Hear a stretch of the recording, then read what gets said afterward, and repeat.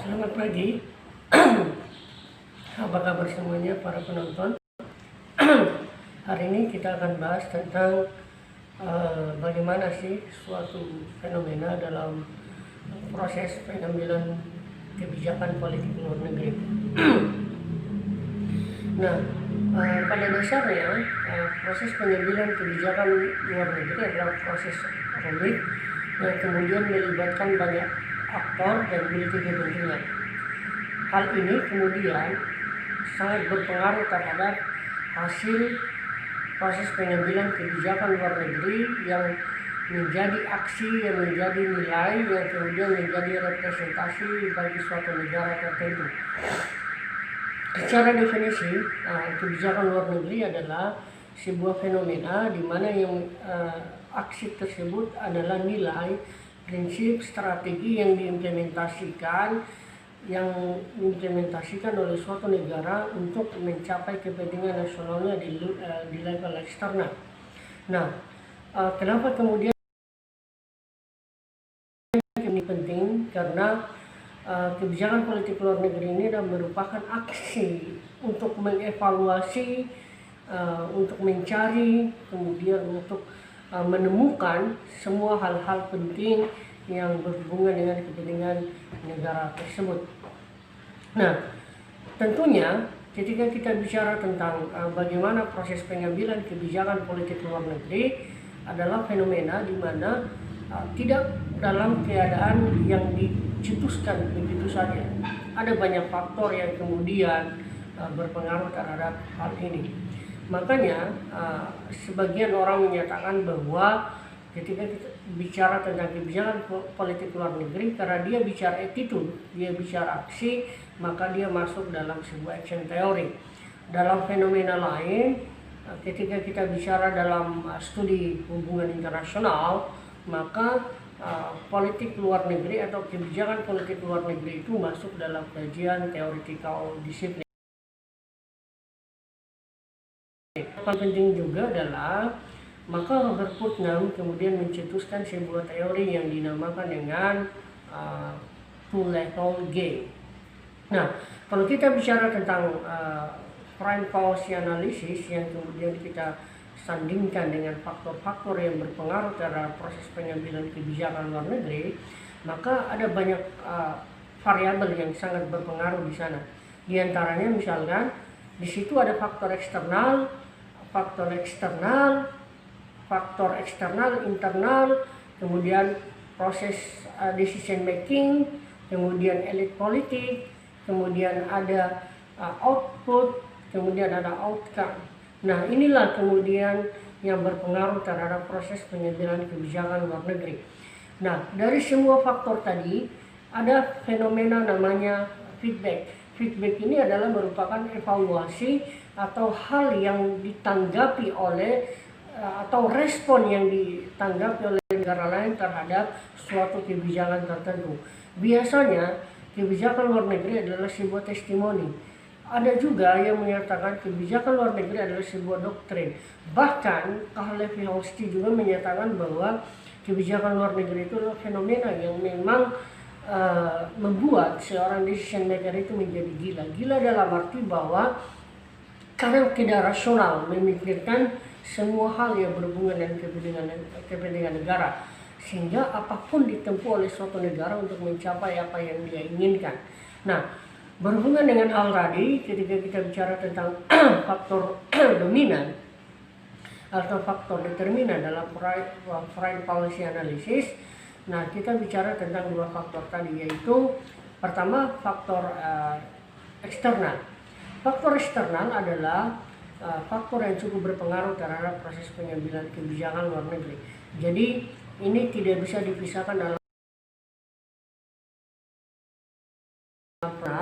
adalah faktor yang juga memiliki sumbangsi terhadap foreign policy suatu negara. Sehingga ketika kita menganalisis suatu fenomena yang berhubungan kebijakan luar negeri, maka kita bisa melihat dari faktor eksternal ini.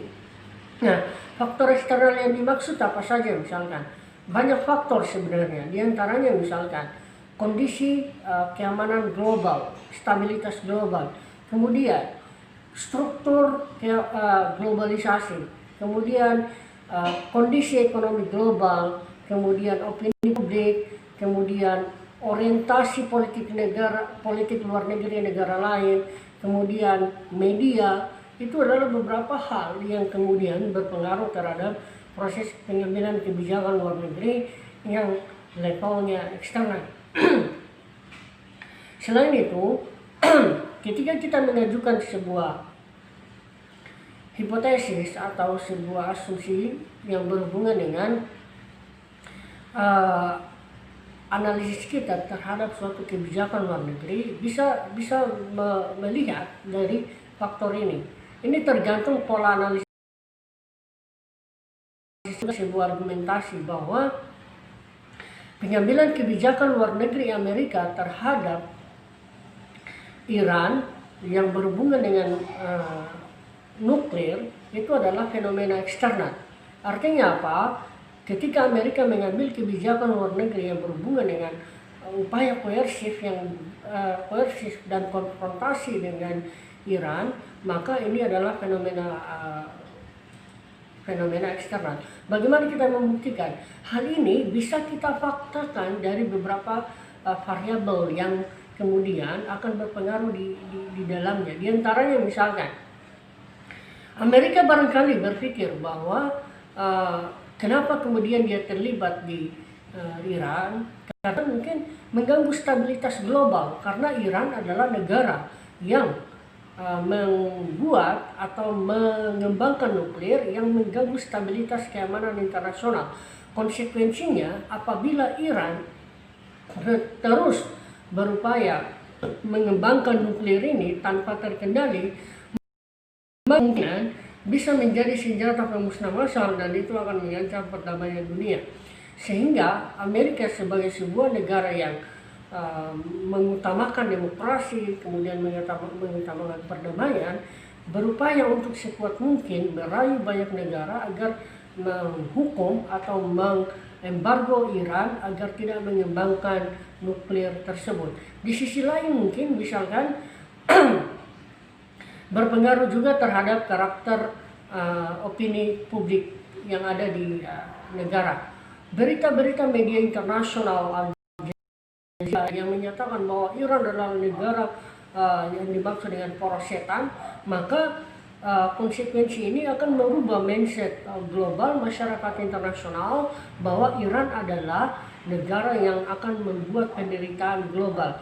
Akibatnya apa? Muncul tekanan-tekanan global, muncul advokasi masyarakat internasional untuk memborbardir Iran melalui opini. Konsekuensi variabel inilah kemudian yang menjadi pertimbangan Amerika dalam mengambil kebijakan politik luar negeri. Variabel lain misalkan, variabel yang disebut dengan karakter politik luar negeri negara lain misalkan. Nah, suatu negara dalam mengambil kebijakan luar negeri tentunya memiliki pertimbangan. Nah, ketika Iran mengambil kebijakan konfrontasi, maka ini tentunya akan direspon oleh Iran bahwa tidak memiliki sebuah relevansi terkait dengan upaya pengembangan nuklir tersebut. Ini karakter politik luar negeri Iran yang sesuai dengan struktur sistem politik dan pemerintahan yang dianutnya. Maka suatu negara tidak memiliki hak untuk mengatur negara lain, sehingga respon yang yang disampaikan oleh Iran ketika Amerika berupaya untuk melakukan konfrontasi, maka respon atau feedback yang dibangun oleh Amerika, yang dibangun oleh Iran dengan melakukan konfrontasi pula. Akibatnya apa? Akibatnya kedua negara saling memanas-manasi, bahkan saling upaya untuk menyerang satu sama lain. Ini adalah beberapa faktor yang kemudian berpengaruh terhadap fenomena kebijakan luar negeri. Nah, kemudian ada faktor lain yang berpengaruh terhadap proses pengambilan kebijakan luar negeri. Faktor yang disebut dengan faktor internal. Nah, faktor internal ini juga terpengaruh menjadi hal yang penting dalam proses pergulatan politik luar negeri dalam politik internasional. Nah, faktor internal diantaranya misalkan atribut nasional, kemudian politik, struktur politik pemerintahan, kondisi ekonomi, kondisi stabilitas politik, karakter kepemimpinan, kemudian media, opini publik nasional, ini berpengaruh terhadap bagaimana suatu negara mengambil kebijakan luar negeri. Nah, kita contohkan misalkan, kenapa kemudian Indonesia terlibat dalam fenomena di Iran. Nah, tentunya ini merupakan pertimbangan-pertimbangan rasional yang diambil oleh Indonesia. Di antaranya misalkan, kenapa Indonesia mau terlibat di perdamaian di Iran misalkan? Karena misalkan Indonesia adalah negara yang selalu berupaya menggunakan diplomasi sebagai upaya strategi politik luar negerinya. Di sisi lain memang Indonesia secara konstitusional terlibat sebagai upaya untuk menekankan perdamaian dunia sesuai dengan amanat konstitusi. Selain itu juga Indonesia menjadi negara yang berpengaruh terhadap Dewan Keamanan Tidak Tetap PBB. Konsekuensinya adalah upaya mendamaikan perdamaian dunia adalah menjadi objek utama. Selain itu misalkan, kenapa kemudian Indonesia terlibat dalam konflik di Rohingya, padahal ini masalah internal. ASEAN sendiri itu tidak sama sekali menekankan tentang bagaimana intervensi negara lain terhadap negara yang ada di ASEAN. Tetapi ketika kita bicara humanity, kita bicara human security, kemudian kita bicara tentang human right, maka kita bicara tentang bagaimana upaya negara dalam menekankan pentingnya perdamaian global. Nah, Indonesia terlibat dalam konflik yang ada di Rohingya. Stabilitas regional merupakan hal penting dalam politik internasional di level regional. Nah, sehingga kenapa kemudian Indonesia terlibat di di Rohingya? Mungkin pertama adalah kita bisa lihat dari opini publik yang ada di Indonesia. Penekanan tentang bagaimana penyiksaan terhadap orang etnis Rohingya, kemudian kemudian membasiskan sebuah ide kepada Indonesia untuk merespon hal tersebut. Apalagi misalkan Indonesia adalah sebagai negara yang sifatnya Islam, sehingga mayoritas itu kemudian membentuk konstruksi identitas yang ada dalam politik luar negeri Indonesia untuk terlibat dalam politik luar negeri yang di level regional. Selain itu, pertimbangan perlu dipertimbangkan karena memang citra Indonesia di ASEAN adalah sebagai negara pendiri ASEAN. Karakter negara middle power selalu mengutamakan diplomasi sebagai upaya untuk menekankan pentingnya diplomasi sebagai strategi politik luar negeri. Makanya Indonesia sebagai negara yang selalu berupaya untuk menjadi pemimpin, menjadi desainer dalam politik luar negeri level regional, selalu berupaya menekankan kepada negara-negara yang ada di kawasan ASEAN untuk selalu aktif dalam menjaga perdamaian global. Kemudian atribut nasional.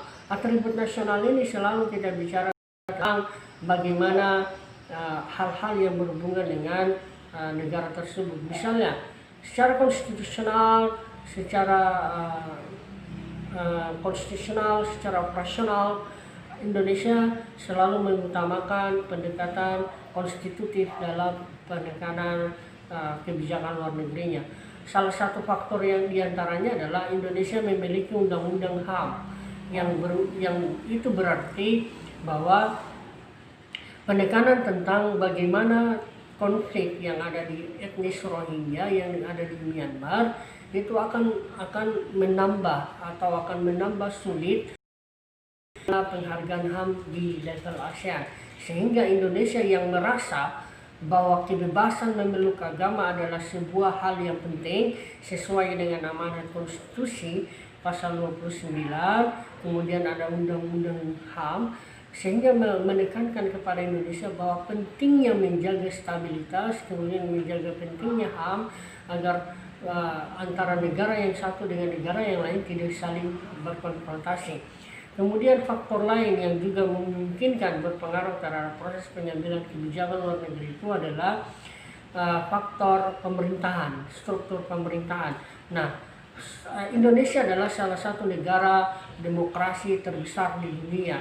Nah, sedangkan yang namanya junta militer yang ada di daerah tersebut itu tidak akan sangat berpengaruh terhadap proses pengambilan kebijakan luar negeri. Negara demokrasi adalah negara yang selalu menjunjung HAM, negara yang selalu menekankan bagaimana kebebasan, negara yang selalu memberi kesempatan yang baik bagi warga negaranya.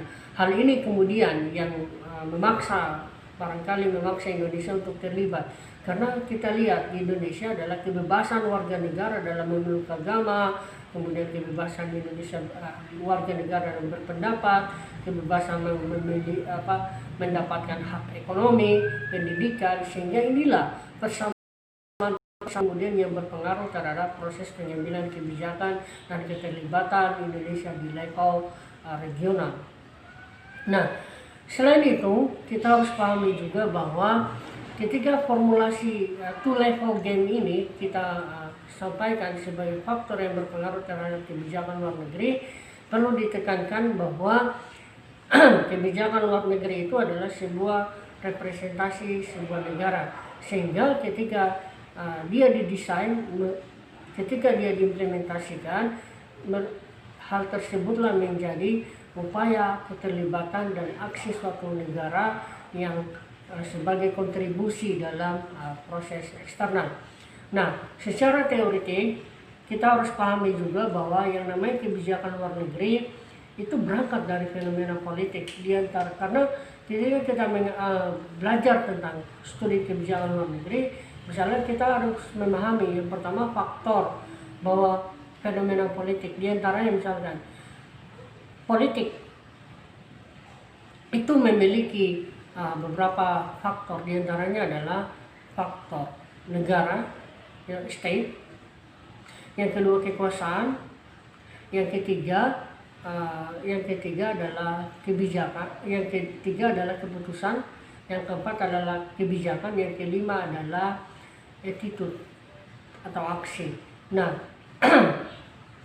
ketika ini diramu kemudian menjadi sebuah implementasi, maka kita akan menjadi tiga faktor lagi, yaitu decision, ya, kemudian policy, kemudian evaluasi. Nah, ini tiga pola yang kemudian akan berpengaruh terhadap proses pengambilan kebijakan luar negeri. Nah, dari faktor eksternal, faktor internal tadi akan diramu seperti apa keputusannya, seperti apa kebijakannya, dan seperti apa implementasi dan evaluasinya. Nah, faktor-faktor inilah kemudian yang akan dilihat dalam bentuk skema, yang kita analisis, yang kita prediksi melalui faktor-faktor dalam proses pengambilan kebijakan. Nah, selain itu juga dipahami bahwa kebijakan luar negeri ini adalah sebuah studi yang memang sangat penting sebagai spesifik teori dalam hubungan internasional dan menjadi fondasi dasar dalam merumuskan dan menekankan bagaimana pentingnya akal bagi suatu negara. Jadi kalau ada yang menyatakan bahwa aksi suatu negara tidak penting di level eksternal, itu sesuatu yang keliru, karena faktor internal dan faktor eksternal ada sangat berpengaruh atau determinan terhadap proses pengambilan kebijakan luar negeri. Masalah government, implementing, kemudian output, kemudian evaluasi, dan kita mendesain dua faktor tadi sehingga menjadi kebijakan luar negeri yang representatif, komunikatif, dan terpola untuk bisa terus dimanfaatkan sebagai strategi untuk mencapai kepentingan nasional suatu negara. Oke, demikian variabel kita hari ini yang berhubungan dengan determinasi faktor eksternal dan internal dalam proses pengambilan kebijakan luar negeri. Jangan lupa like dan subscribe.